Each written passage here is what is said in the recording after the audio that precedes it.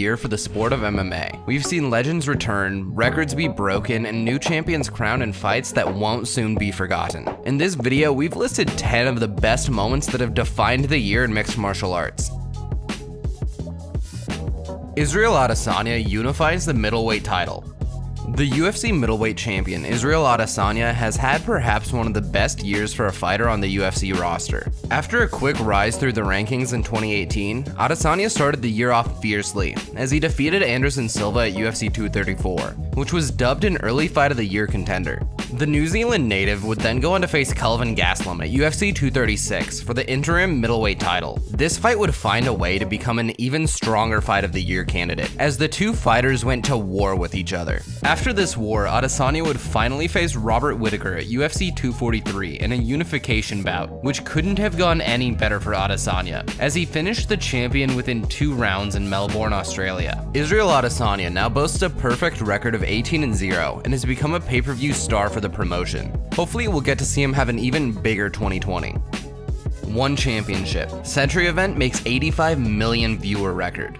Singapore-based promotion One Championship has fast been on the rise within the MMA world, and 2019 was its biggest year by far. On October 13th, One Championship hosted its biggest card in its promotional history, One Century. The two-part event featured an insanely stacked fight card, including Ong La Nsong defending his light heavyweight title against Brandon Vera, Demetrius Johnson versus Danny Kingad, and many, many more. While the event was always expected to be a success, nobody could have guessed just how successful it would be. On November 4th, One CEO Chatri Sittidong announced that the event had surpassed 85 million views worldwide, breaking all viewership records and making it the most viewed martial arts event in history. With the monumental rise we saw from the promotion so far, it wouldn't surprise me for them to reach even greater heights in the future. Uriah Faber returns to the octagon.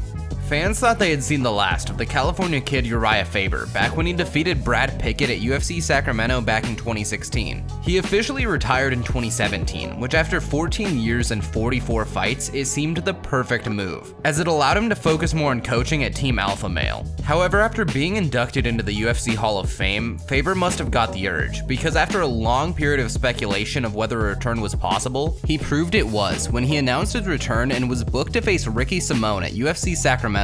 Simone is seen by many as a future champion in the bantamweight division, and deemed him a tough task for Faber to return to. But the legend Faber shocked us all and finished Ricky Simone in the first round via TKO. It was a phenomenal victory and an amazing return for the UFC legend. First, interpromotional trade. Normally, if a promotion has a fighter in their sights, they'll have to wait until they become a free agent to approach them. So jaws dropped when UFC and One Championship skipped this entire process and announced that the first interpromotional fighter trade in MMA history was happening. The deal saw then retired One Championship and former Bellator champion Ben Askren join the UFC as record breaker Demetrius Johnson left the North American promotion. The trade came shortly after Johnson lost his flyweight title to Henry Cejudo after amassing a record-breaking 11 defenses. According to Ariel Helwani, who first broke the news, Johnson wanted to join One and Askren wanted to prove his worth in the UFC, so the deal was perfect and fans loved it. Ben Askren made an immediate impact, causing controversy through the 170-pound division, scoring a controversial win over Robbie Lawler in his debut. Johnson would also find his debut in One a tough fight, as he fought Yuya Wakamatsu and later went on to win the One Championship Flyweight Grand Prix.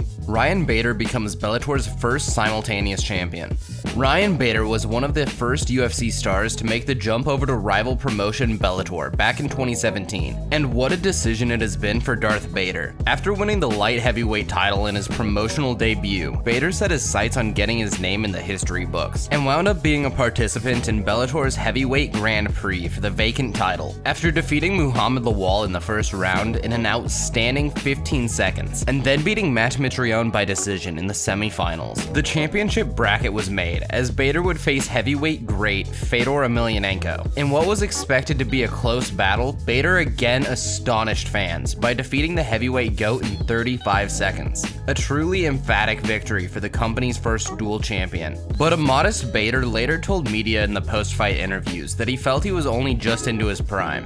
It's just one of those things where I feel like I'm in my prime right now. So there's a lot more to go. And so I haven't even really begun to, kind of scratch the surface on legacy and all that kind of stuff. So Khabib Nurmagomedov and Dustin Poirier. Perhaps one of the greatest gestures made in the sport's history featured undefeated lightweight champion Khabib Nurmagomedov and Dustin Poirier. The two fought at UFC 242 and they both showed their professional sides, keeping trash talk out of the equation in the build-up. The fight being completely hyped over the two fighters' immense skill sets rather than the abuse they gave each other beforehand. Come fight night, it was Khabib who was victorious via round 3 submission. After the fight, both fighters swapped shirts, a symbol of respect for each other, and it was Khabib who then said he would auction off Dustin's fight shirt and give the proceeds to Poirier's Good Fight Foundation.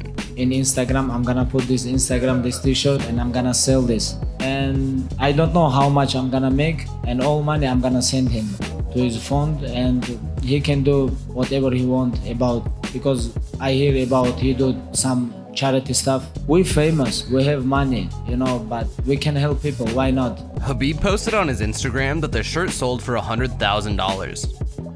Zhang Weili makes history as the first Chinese champion in the UFC. China and Asia as a whole have been involved within martial arts since perhaps its inception. So what may come as a shock to some is that no Chinese national has ever held a championship within the UFC. That was, however, until 20-1 Zhang Weili shocked the world this year when she defeated Jessica Andrade for the UFC strawweight title. Fighting in the main event of UFC Shenzhen, Andrade and Zhang was a highly anticipated women's bout, with both boasting incredible power in their stand-up games respectively. However, nobody expected Zhang to finish the champion within just 42 seconds of the first round. Zhang is now scheduled to face Joanna Jędrzejczyk at UFC 248 in March of 2020. Henry Cejudo becomes Triple C. Henry Cejudo had long been a contender in the UFC's flyweight division, and finally became a champion at UFC 227, where the Olympian Cejudo defeated champion Demetrius Johnson via decision. With his new belt, Cejudo wasted no time in becoming the new face of not just the flyweight division, but a highly noticed star within the UFC. His newfound stardom only elevated when Cejudo's first title defense was scheduled against TJ Dillashaw. The fight would end up as one of the year's upsets, as Cejudo TKO'd Dillashaw in just 32 seconds into round 1. With his first defense done, Cejudo set his eyes on more greatness, as he moved up to bantamweight in a bid to take the vacant title. At UFC 238, Cejudo would get his wish, as he faced Marlon Moraes for the title. Henry Cejudo would go on to defeat Moraes via TKO in the 3rd round. The now newly crowned double champ and Olympic gold medalist has carved his name into the history books. Olympic champ, flyweight champ, and now bantamweight champion in the world. You guys do not forget the name. Don't be calling me champ no more, because I get offended. It's Triple C. Mama Woodley. If this moment doesn't warm your heart, you probably don't have one. Tyron Woodley and Kamaru Usman both faced off in the co-main event of UFC 235 for the welterweight title. The fight was highly anticipated, as Woodley and Usman were not afraid of going back and forth with verbal jabs prior to the bout. With the hype around the fight built, fans were astonished to see dominant champ Tyron Woodley be beaten in a one-sided contest. However, this brief moment backstage between Kamaru Usman and Tyron Woodley's mother is absolutely heartwarming. As Usman walks backstage, the two immediately go towards each other and share a big hug and a few words of motivation from Mama Woodley. The video went viral and shows a side of the sport we did not regularly get to see. The clip even brought Joe Rogan to tears. it's crazy, right? It makes me cry. Jorge Masvidal's resurrection. Jorge Masvidal has turned himself into a global superstar, and that's solely down to his outstanding 2019. After suffering a 2-fight skid against Damian Maia and Stephen Thompson at the end of 2017, Masvidal took all of 2018 off and returned in March of 2019 at UFC London, where he would headline against Darren Till. The buzz around the fight was big, and when Masvidal shocked the world by knocking Darren Till out,